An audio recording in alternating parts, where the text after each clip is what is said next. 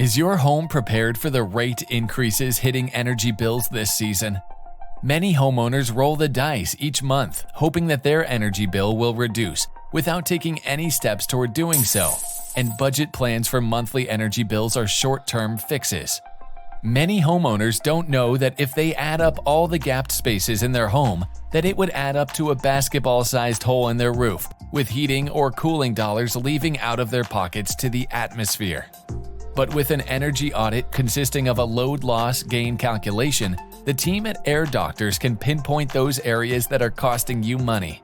Items such as electrical outlet gaps, ductwork holes, attic and wall insulation are among the many items considered, including appliance usage.